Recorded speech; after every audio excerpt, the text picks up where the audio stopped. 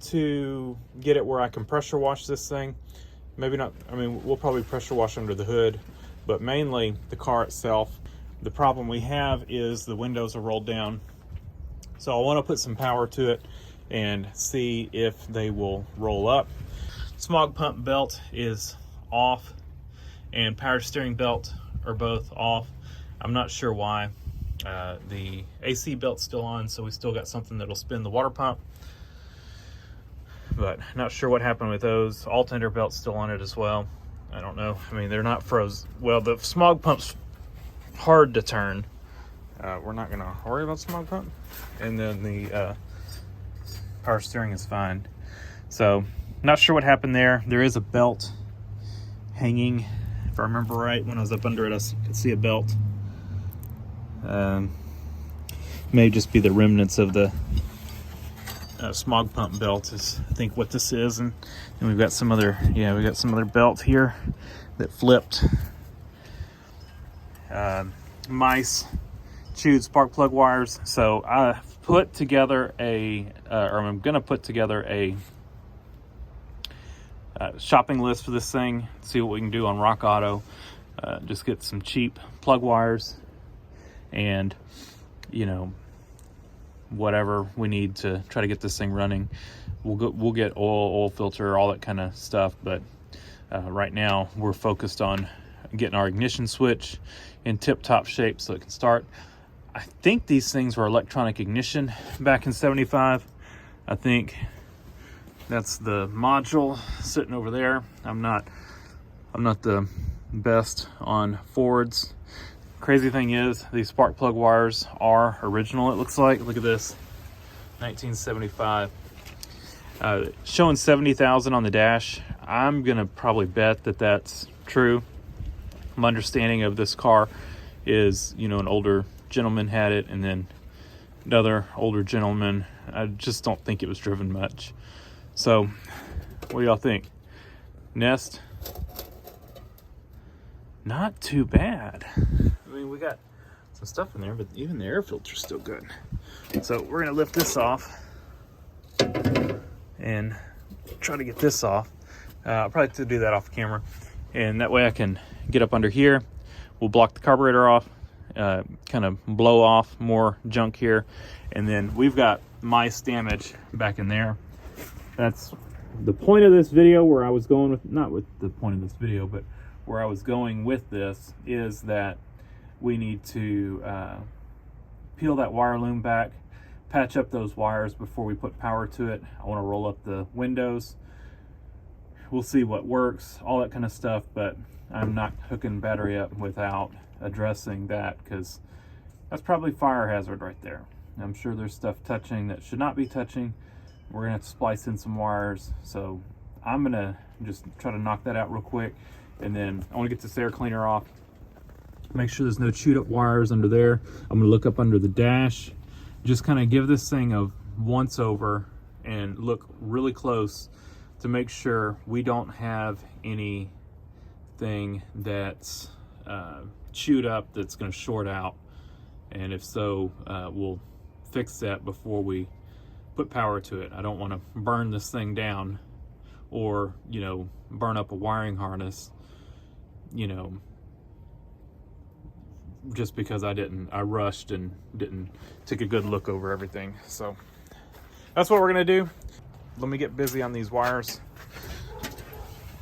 But yeah, it definitely looks much better under here than it did, and it looks like the most of the mouse damage is in this part of the harness. Doesn't look like they got into wires in those two spots. And just a quick glance at other wiring, it looks pretty good. So chewed up stuff, vacuum lines, all that, we'll have to plug stuff off.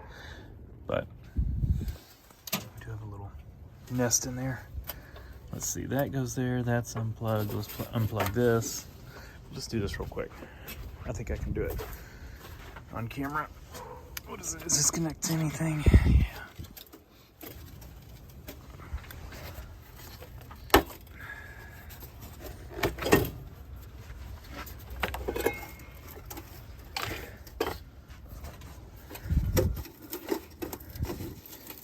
Got a good heat riser tube on this thing. Not too bad. Well, it's a little air filter.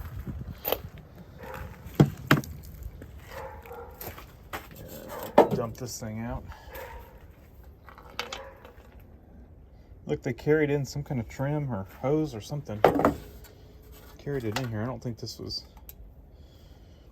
it was a gasket or anything. Oh, maybe it was a lid gasket. Maybe it had a lid gasket on it. Let's see. Probably, yeah. It's probably a lid gasket. We'll save that. We might can glue it back in there.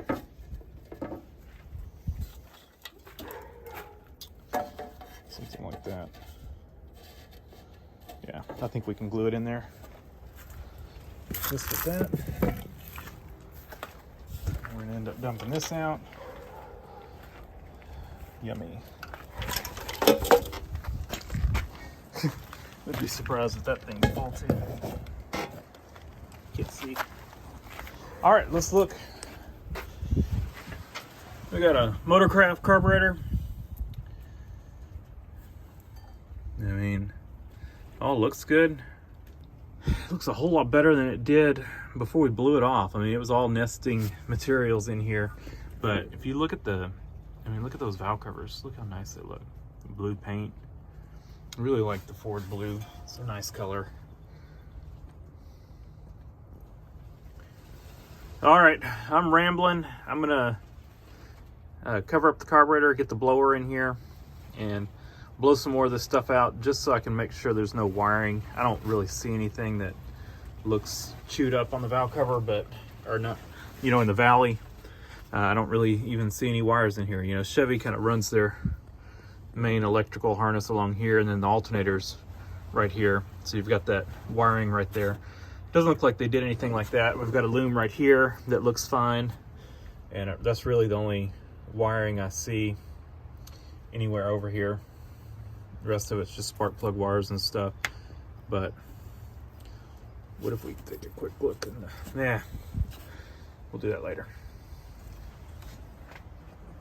I did check on the brakes. I've got a master cylinder already here. We're fast forwarding. I did the cleanup under the hood a week ago, so we're kind of patching this video together.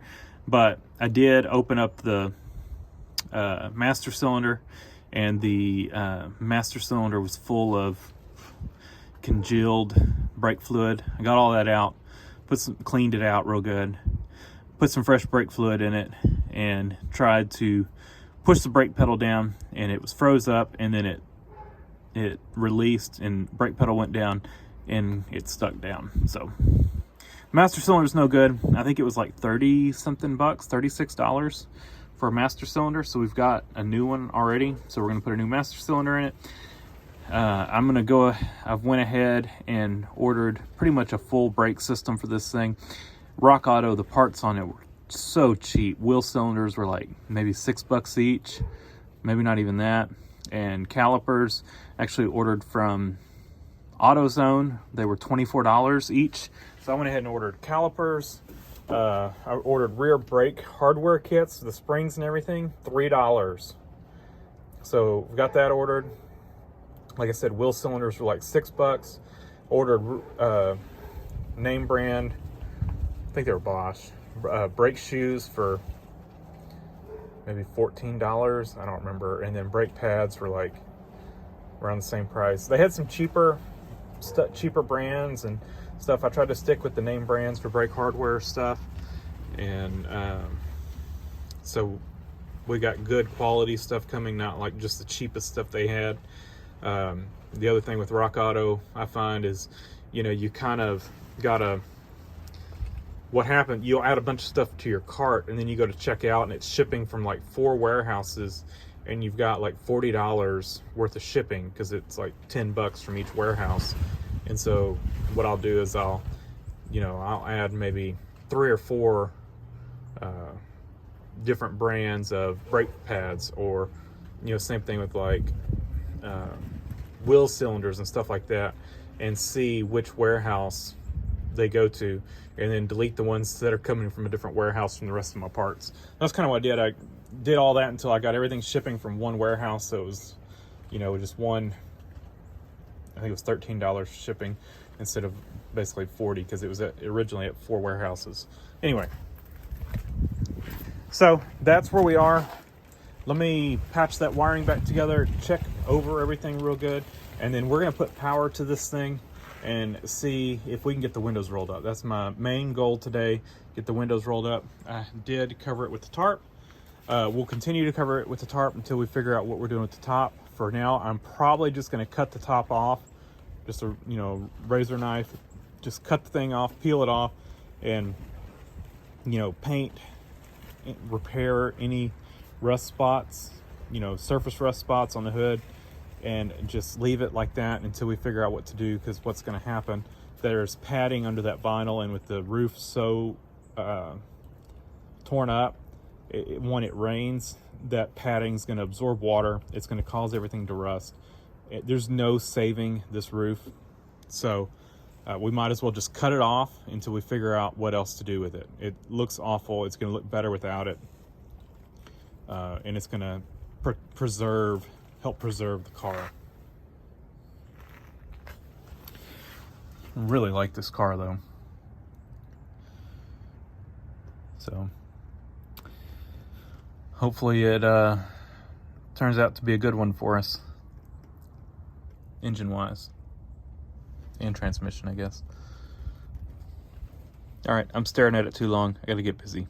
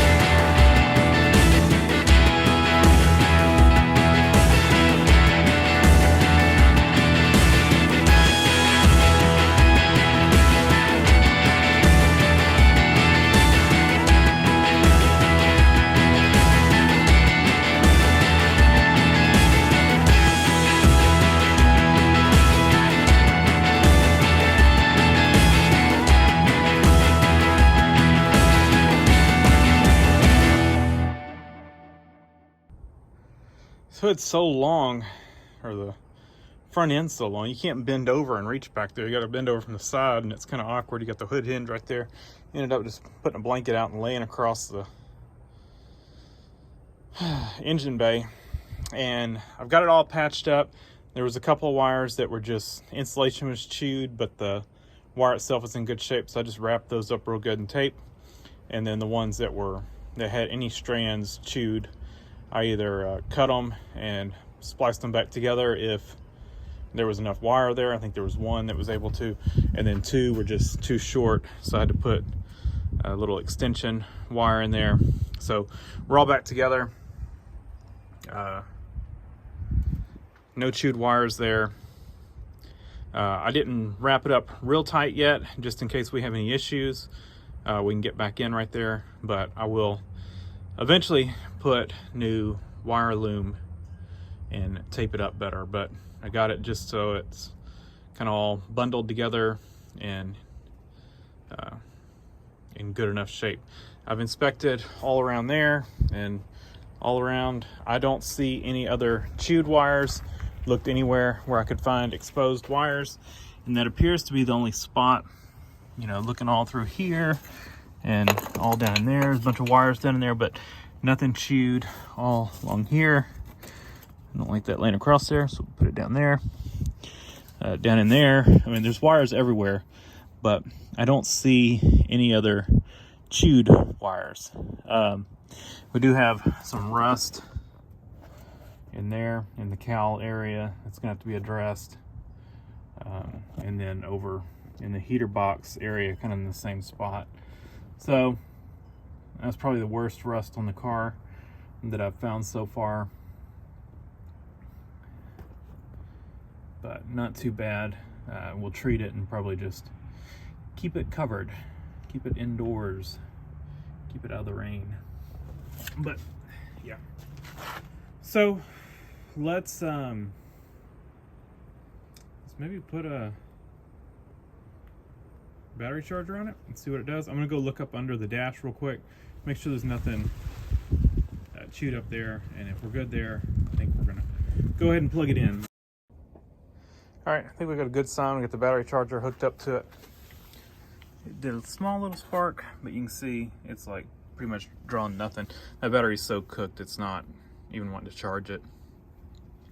But what that means is we don't have anything drawing a bunch of amps, or you know, the meter would have spiked up on the battery charger. I don't see any smoke. Everything looks good. So let's just try it. Let me turn the key on with it outside, so I don't, in case the blower motor's on, or maybe it's off, so it shouldn't blow. I didn't want to blow crap all over me. We got lights. Do we have windows? What is rear tilt, front tilt?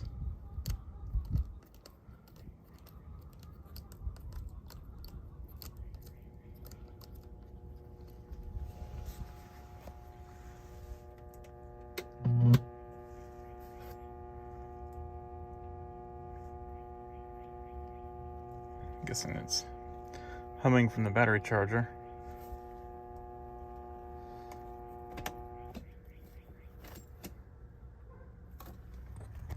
But we got nothing on the door. May not have enough voltage.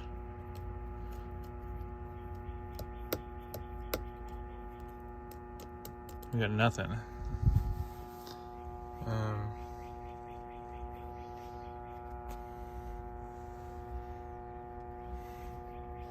Everything's got climate control.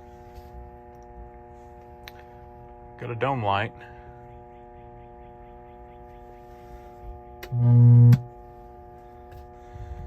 Radio hums.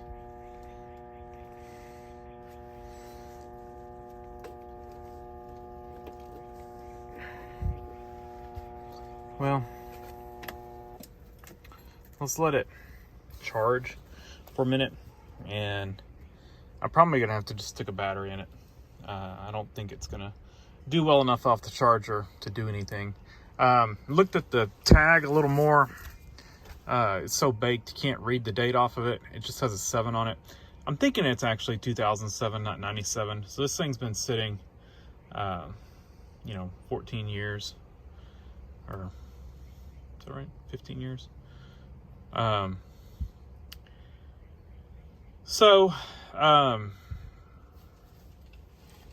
that's still a long time, but we're gonna. I want to get this window rolled up. So since it's not doing anything, and any of it's not doing anything, I think we probably have some kind of a power issue. So we'll see, either not enough power or something in the fuse panel. So I'm gonna test light and check it out, but I may go ahead and just vacuum some of this mess out before I get under the dash, because, well, you can see why.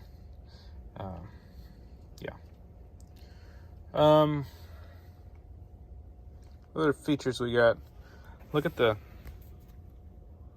headlights. You got off, dim, max range. You got a range and a delay.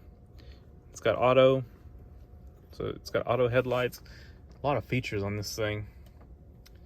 Got your wipers, blinkers, nice clock over there, temp gauge, amp gauge, fuel gauge.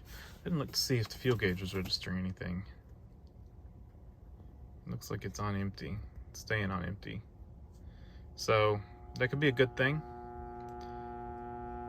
Door lights on, brake lights on.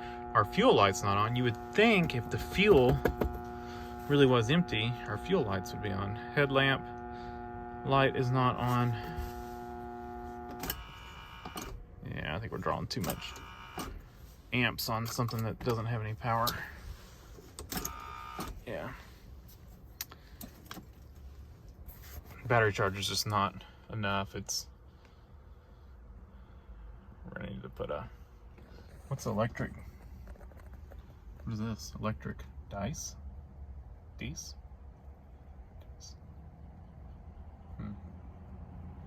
Belts, antenna. Alright. Let me, I guess, get the vacuum some of this junk out of here and start checking some fuses. We're only trying to run the power windows. So I got a brand new lawnmower battery I've had sitting that need to put in a lawnmower. And then this thing, I drug it over here first, but it's just, used to be the battery I used for my winch, and it's just done. It's got no life left in it. We've got that one. We've got the battery charger just on 2 amp trickle. It's coming over, and it's coming over to this battery, which probably not the best thing. Probably should just disconnect that one. But we've at least got it to where we can turn the key on. The driver's side or passenger side door lock button tries to work, but none of the buttons on the driver's side work.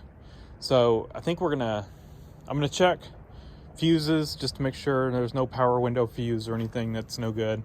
And then we may end up having to pull the driver's side door panel off. There may be some wire broke or chewed or something. Or we may end up just having to jumper the window motor to get it up. But we're gonna look at it, try to figure out what we can do, get that window up. Been vacuuming for quite a bit. Fortunately, this carpet, I probably could shampoo it and bring it back to life, except for the back where something pretty much destroyed it and ate the carpet. And that door panel's a shame too. It's destroyed. But, I mean, just for a quick vacuum job, I didn't even pull that floor mat out, but for a quick vacuum job, it looks much better. And then I kind of vacuumed over the seat and just kind of along, just kind of anywhere that looked like it had a accumulation of mostly dirt dauber nests. So kind of went through all that. There was some junk in the ashtray, nothing good, mostly cigarettes and dirt daubers. So vacuumed that out, and then let's see what's under door number 2 here. Oh, yeah, it scared me.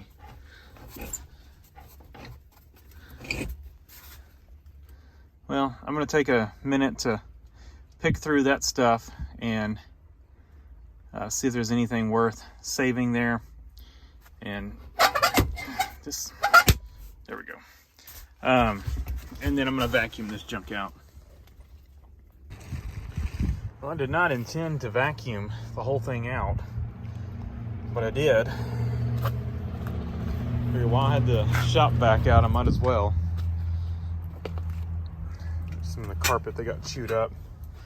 See the carpet in the back. Something just went to town on it. And unfortunately, I got really bad news. Look at that. That's so depressing. I might see if somebody could just patch that somehow. Take it to a upholstery shop, see how well they could patch it. That's sad. Sad news. The seats were the thing that I was most impressed on in this car, that the seats were still in good shape.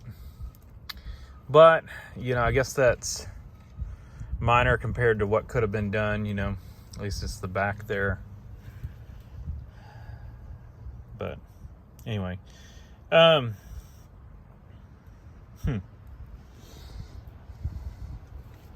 don't think we have an auxiliary fuel tank, and I'd hate to imagine how much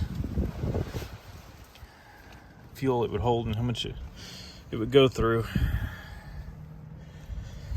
Yeah, in 1975 when everybody smoked, but it's kind of come around full circle, because now you got aux ports. You can plug in phone chargers. Everybody's got their own plug. So look at that, come back around. Maybe you can store the charger in the ashtray. But that's got it much better, and probably will smell better. It actually, to be honest, didn't smell that bad, but I'm sure it'll be much better now. I guess because that window was open, you know, it kept it aired out. But it's kind of a, I don't know if it would have fared better with the window closed or if it did better with the window open. Let me know what you think. Obviously something larger than, you know, a mouse was in here, I think. And only mice would have been able to get here if it would have been closed. But would mice have done more damage than whatever the big thing was? I don't know. Maybe having that open kept them from wanting to come in, because it was not as good of a shelter, you know, with it open. I don't know. You know, this thing, it's, you know, a lot of the chrome and stuff is, but I think it'll clean up well, and I think it'll look pretty nice once it's cleaned up. So back to what we started with, figuring out the power windows. Oh, and as far as there was an insurance paperwork, not a card or anything, just kind of telling you about your insurance. A few lenses for dome lights or reading lights or something. There was a receipt for the new tires. New tires were bought in 2001. And that's pretty much it. Some pencils and pens, a fuse, and I put the speaker grill in there. Nothing really to note in there. No real paperwork on the car except for the tire receipt. So I'm gonna go with 2007. It was probably the last time it ran. That's what the battery is. That's when the inspection sticker ran out. So I think sometime in 2007 it was probably parked, and then the that would have made the tires about 6 years old at that point. But you know, they look brand new, so it was not driven much between 2001 and 2007, but I'm gonna go with 2007. All right, let me get back to work. You know, this car probably has 100 pounds of dirt dauber nest in it, and they're just everywhere. Look. It's all in the door panel.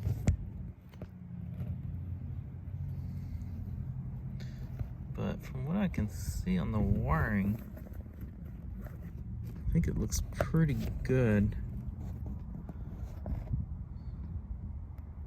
I'm gonna try to get this out. It's not wanting to come out. I'm not sure if it's the, I'm guessing the mirror here or what, but I'm gonna have to try to see if I can get this thing out of here. Deoxit and WD-40. Two of the best, and brake cleaner. That's like the, man, you got those three things, you can just about do anything. All right, so I ran out of deoxit, but I did deoxit in all the switches, and they're working. So they're not the best. They don't spring back very well. It's and sometimes they're kind of finicky, but it does roll the front 2 windows up and down. So sprayed it WD-40 all in the window track as much as I could, and they actually roll up pretty good now. I don't want to keep messing with them. The switch over here, I ran out of deoxit, but it will go down, but it won't go up. So I'm going to have to get some more deoxit, spray that switch down, and I think then I put some WD-40, spray some WD-40 in there just to give it something. But yeah, it won't go up. But the deoxit took care of these, or at least the front 2. They go up and down. These 2 work, and seat stuff's not doing anything, but I really don't know on that. I'm going to spray some WD-40 on the little power window, or not power window, but the window thing here, and then spray the cable for the window right there. You can see all the deoxit that kind of sprayed it. Kind of went everywhere, but it worked. So good stuff. Need to get some more.